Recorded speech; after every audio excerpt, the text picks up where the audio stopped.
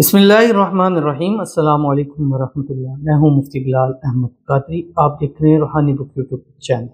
50 साल बाद ऐसा खतरनाक सूरज ग्रहण, 8 अप्रैल, क़यामत, पूरी दुनिया तारीकी में डूब जाएगी। हमें क्या करना चाहिए और इस वक्त में और क्या क्या नुकसानात होंगे, इस वीडियो के अंदर बताने लगा। 8 अप्रैल को एक सूरज ग्रहण आ रहा है और ये सूरज ग्रहण मुकम्मल तौर के ऊपर सूरज ग्रहण होगा और ये 50 साल में एक मरतबा आ रहा है। पिछले 50 साल पहले आता है, यानी मैं अगर अपनी लाइफ को तो मैंने इससे पहले इस तरह मुकम्मल सूरज ग्रहण नहीं देखा और पूरी दुनिया क्योंकि डूब जाएगी। और बहुत सारे लोग इस पे कह रहे हैं क़यामत आ रही है फलां, ऐसा कुछ भी नहीं है।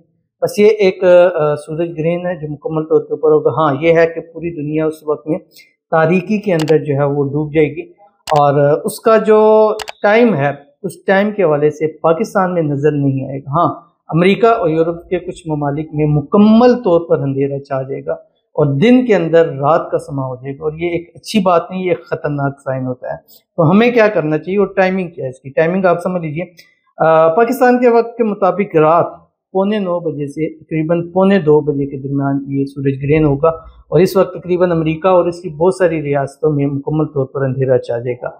हमें क्या करना चाहिए? नंबर 1, ये सूरज ग्रहण, चांद ग्रहण होना ये अल्लाह की निशानियों में से एक निशानी है। इस वक्त ज़्यादा से ज़्यादा इस्तिग़फ़ार करना चाहिए, वो कलिमात पढ़ने चाहिए जिससे अल्लाह ताला की ज़ात जो है वो खुश होती है। और दूसरा, बहुत सारे लोग कहते हैं कि हामला औरतों के लिए मसाइल होते हैं।